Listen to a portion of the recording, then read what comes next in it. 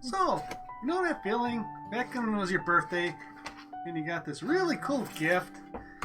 You went off the wall and you got this box and it was great and you thought it was going to be really cool, but then you open it up and all inside were socks? Yeah, that's the kind of feeling I get with this episode.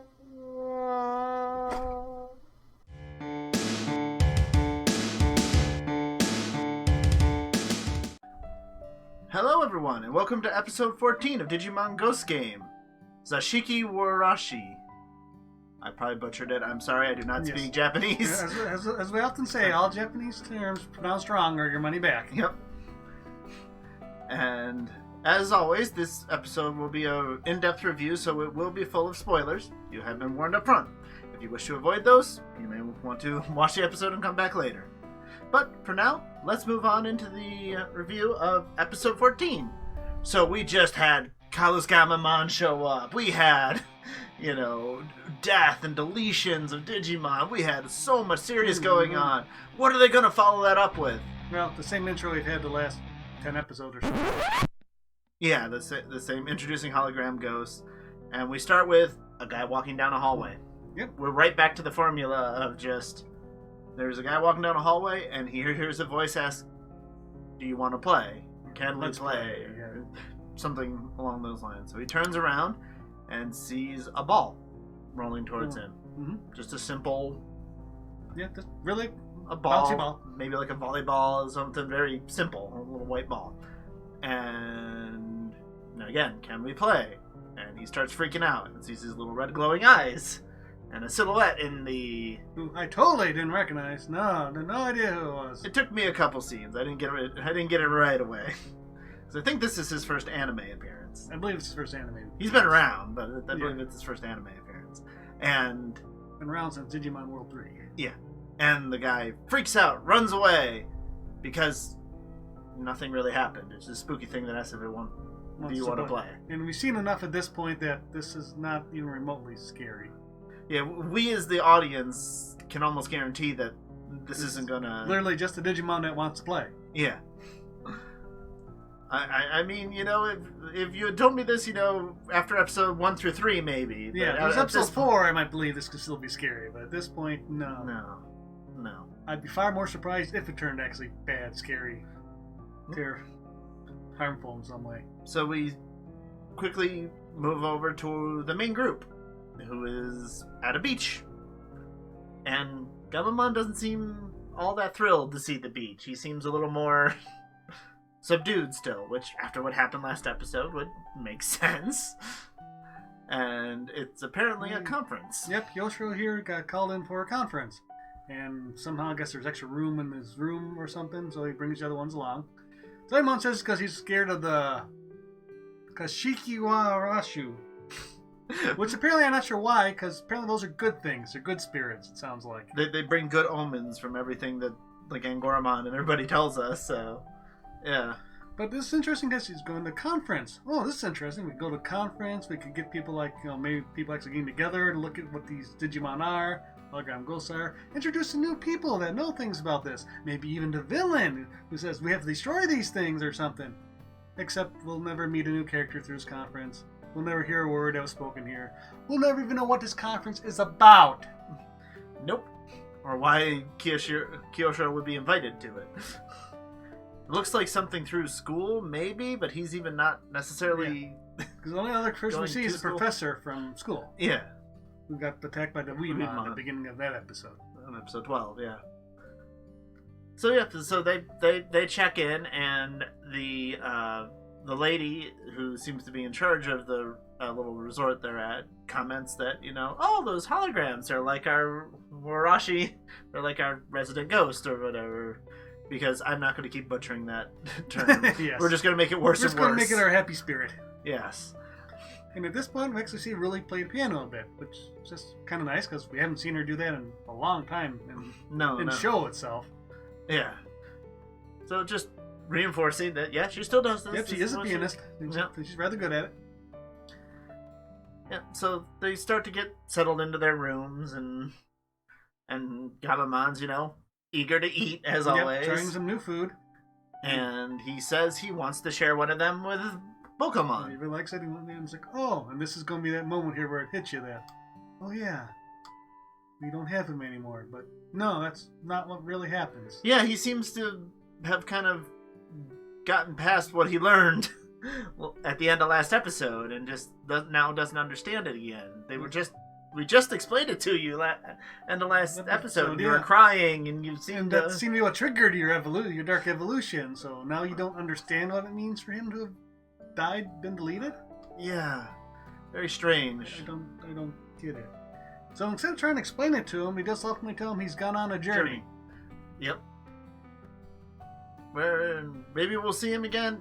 Yeah, sure. So, and Goramon says the one we know is gone forever, but he doesn't seem to get that either, so the journey seems to be what he seems okay with. Kind of confused. Yeah. And you're talking about Tepiramon, or Bokumon, as I guess we can now call him now, since we probably won't be saying Bokumon too often and confusing the two. Yeah, Bukamon, yes. And not Bakamon. No. Bokumon. And apparently, since that day, they say since that day, so there may have been a couple of days that have passed since. We don't know exactly. It seems like at least a couple of days have passed. And he's staying with Hiro, but he goes to the library during the day and then isn't seen at night. So, how's this staying with you if you're not how is this staying somewhere if you're not there in the day or the night? Yeah. Is he just there in the dawn and dusk then? I guess so. Yeah, I'm hoping that will be explained a little more. And while they're having that conversation, the girls, Jellymon and Ruli, are over in the other room getting their kimonos. So, yeah. Jellymon did get her kimono. Yes. And I think it's just a rental. I don't think she'll actually get to keep it, but she did at least in the end get a kimono. I think it's just something that involves whatever kind of hotel this is. Yeah. I've seen this before in Japanese things, but I don't know the details about it, why this place always has kimonos and others don't. Yeah, it's called a resort. But yeah, what exactly? There's more in touch with Japanese culture, I'm sure I could tell you. If you know, please tell us in the comments. We do like to learn these things. Mm-hmm. It is one of the good things about watching shows from other cultures, is you learn some of these things. Yep. And so we pan over to Kyoshiro, who gets a phone call. He's sitting in front of his computer, and he gets a phone call, and it's from the professor, who's supposedly staying at the same place. It's a little odd, but not, unheard of. And apparently he got lost. He got lost in the resort. Yeah. He was asking for some directions. And once again, in the middle of this, that voice comes in, that little childlike voice of... And the hallway gets dark, despite you can see lights in the back of it. So I'm not sure how he manages to make it so dark here with the lights on in the hallway. Yeah. It's kind of a creepy trick, I'll give you that much. Yeah, because this Digimon's well known for, darkness. Darkness and playing with lights and illusions, yeah. Yeah. No, that's not. But, so yeah, he freaks out, and Kyoshiro, in turn, freaks out because he hears him screaming. Because that's what Kyoshiro does. And that's just what he does. But, moments later, the professor's knocking at his door and asking if you believe in this spirit, because I think I just saw it. Yeah. And Kyoshiro doesn't want to go find it, so the others go out to go look for it. Mm-hmm. And they're like, oh, did you imagine it? Well, I don't think so. And he shows them his arm. And it's got purple marks. Which they later call bruises, but it's a very weird pattern and never explained how he gets them, how the mysterious spirit, no idea who it is yet, could have actually done this to him. Yeah, exactly. So it's like, okay, sure. So he seems just to be too tired and doesn't care anymore, and the professor goes back to bed. Yep. But Kyoshiro's still freaked out, so Kiro has to stay up all night with him. Well, he's freaked out because the spirit visits him. Yeah, while they're away investigating, yes. The ball comes rolling in again. And asks to play, let's play. And he just hides underneath his cupboard. Which, again, very Kyoshiro thing. So fits the character. And it's got an interesting animation style here, because I think they realized their scary part is not very scary this episode. Yeah, no. So they tried something a little different with it. And it just circles him, keeps saying it, until the others come in, interrupt, and he's gone. He's gone, and apparently something in the girls' room had been the clothes hamper had been knocked over, and they're apparently very upset at Kyoshiro for this. Because that's totally something he would do to this point. Yeah. I mean, if Hiro's bad influence friend was with him, sure. Oh, Nomura, yeah. He would absolutely do something. Kyosho doesn't do things like that. No. He Kind of like people blame him for the virus or the weed mod. Why do we blame Kyosho for these things? He doesn't do stuff like this. Yeah, it's very out of character for him, yeah. But he always seems to be the people think he did it. I don't understand why. Yes. And then after that, Kyosho begs Hiro to stay up all night with him. And being Hiro, he can't say no to anybody. Yeah. So this makes me ponder, is Hiro the leader character? He always says yes to everything everybody ever says. He doesn't really make you a leader type. Yeah. He at least at this point, he doesn't seem... I get... It's really hard to say if this team really has any kind of leader. Because really, when she's in the mode, she can be the leader. Yeah. But she's not always like that. And Kyosho, again, when he's in the mode, it works. But most of the time, he's too scared and doesn't want to do anything. So... well, stuff just kind of happens, and that's how they... Yeah, that's part of this group's problem, is they're just very reactionary. Mm-hmm. But we're going off on a tangent. Yes. There's not much to talk about this episode. No. And then, so... So it's the next morning. It's the conference. Kyosho leaves, and he asks the other to investigate. Then we have a cutscene, and he's back from the conference. The quick screen wipe, screen transition, and the conference is over. And the most investigating that anyone that figures out while he's gone is Gammamon. Because he looks at the ball, yes, and the owner's like, oh, that was Granny's ball, one of the old veteran staff that used to work here. She'd like to use that ball to play with the kids and stuff. So it was tied to her. He's like, oh, okay. And like no one else that we know of did anything to investigate. Well, they found out like rumors, like the crying child and the ball rolling. Oh yeah. That they all seem like childish pranks. They don't seem like anything truly damaging. And no one reports anything like that. But while they're all together talking about this, there comes a little knock. No, she pounds on the door. Okay, there's a pound on the door. Okay. That's not a subtle knock. Okay. She's not waiting around for these losers. Yes. And Hiro goes to answer the door, and we see a familiar figure. Yes. Raincoat, postal, black Gauroma, whatever. We don't really have a... Holding out a box, hopefully full of plot for us, right to him. Yeah, it looks like a leaf box of some kind. Not leaves, yeah. Yep. And it's like, these people need the plot delivered to them because they will never seek it out on their own, apparently. Yes. And Hiro does recognize them. Oh, I've seen you before. And then we get a flashback. And Raincoat Black Gauroma escapes under cover of flashback. Yep. Yeah, because in the next time we see the world again, they're gone. Yep. But you were supposed to... You're supposed to talk to him, but...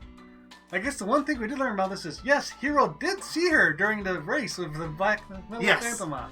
He's never mentioned this to this point. Yeah, but no one really seemed to. But apparently, at least he does realize that she was there and probably saved their necks. Yeah. Yeah, that helped a lot. So, okay, well, they're not going to tell us anything. Cool, what's in the box? Yeah, she seems mute. Is she just mute, period, or waiting for some reveal? Yeah. Thankfully, in this season, we have not had many mute Digimon.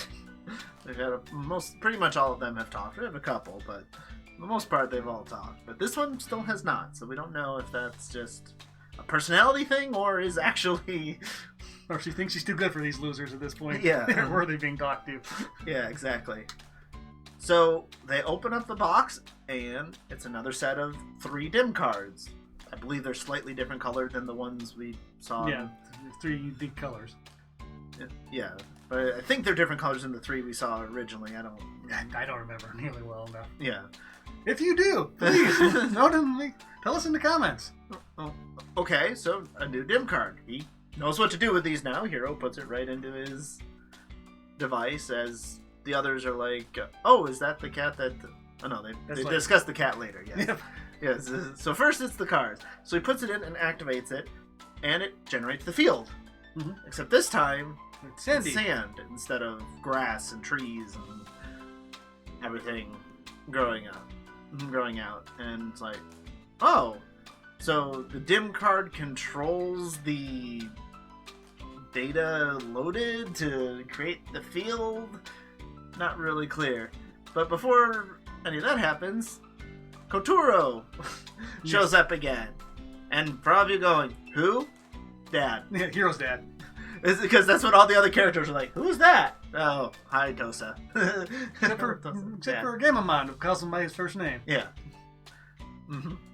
Yeah, and once again, tries to tackle him, doesn't understand that he's a hologram.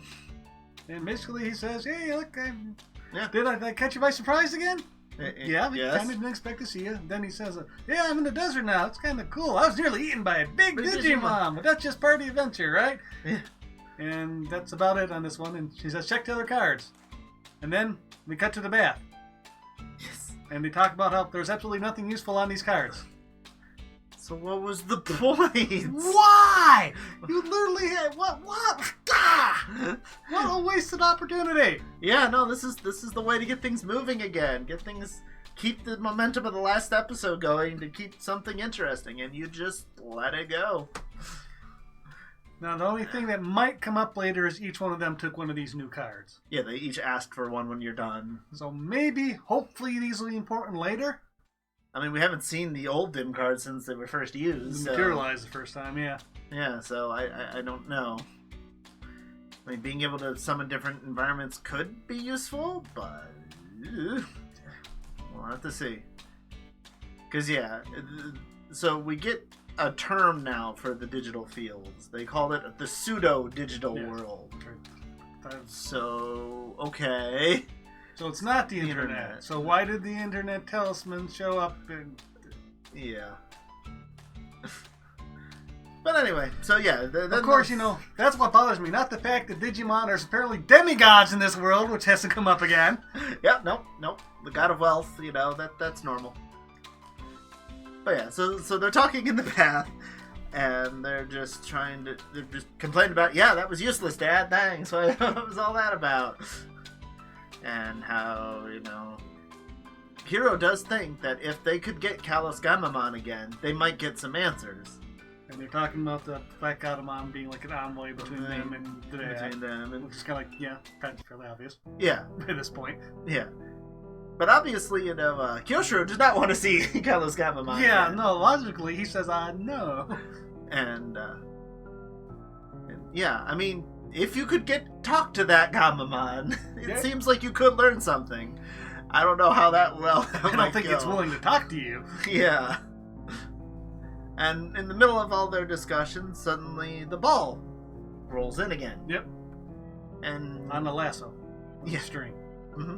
And Gammamon's like, oh look, Granny's ball, Yep. So he's put that together, and suddenly the water starts draining really fast. Yeah. Out of this really big pool, made for 16 people or something. There's a lot of people that can fit in this pool. This bath. And this is our big conflict in this episode. The episode, yep. And so, they go running out, grab their towels while, hey, Goramon, Gammamon, go after it. Yes. Chase after the spirit. And the apparently really bad thing that it does is it stole Kyoshiro's underwear. It's a clean one, not all of his underwear, just the ones he was going to put on after the bath. Yeah. This is our, yeah. So again, I'm thinking, well, maybe this is why the girls are so mad that, someone stole their panties. Yeah.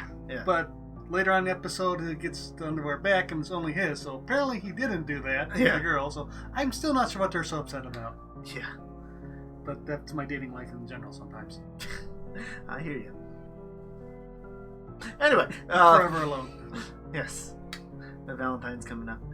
Anyway, on a more happy note, because this episode's happy. We're happy with this episode. Yes, it is. We're not tangenting at all. So, apparently it's really fast. It gets away. Yeah. As has happened with almost all the Digimon they try to chase. Until the... Well, this one and Goramon chase him. He seems really bad at chasing things. Even though supposedly he's the fast-flying bunny that should, apparently consensus deserves in the Force. Yeah. So, I guess they have to find a way to catch it. And it's only until now that they finally decide, this might be a Digimon. What in this world up to this point has made you ever think it's not a Digimon? This is actually a spirit, yeah. I mean, that could be cool if you actually combined the two and it was a question of whether it was a Digimon or not. But no, there's been nothing to this point. Yeah, it would make me do that, yeah. Yeah. So it's time for someone to be bait again. This always works so well. Yes. We have a good track record of this so far. So Ruli's up to bat. Yep, she plays with the ball. And our mysterious spirit, because again, totally don't know who this is. Yes. Decides to stop by and asks to play. Let's play. And Riley says, sure. Well, let's play. He goes, oh, that's great. And then we can see some fireworks and we can play together forever and ever and ever.